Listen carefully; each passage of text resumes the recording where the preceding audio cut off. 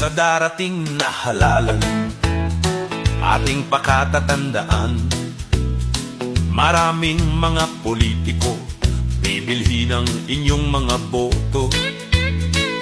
Kunin at tanggapin dahil pera natin ito.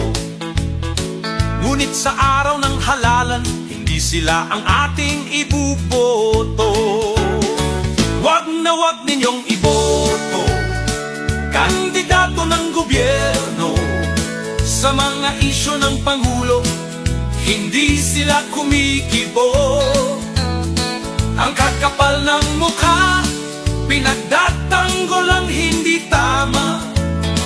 Mga walang paninindigan, kawawang ang mamamayan.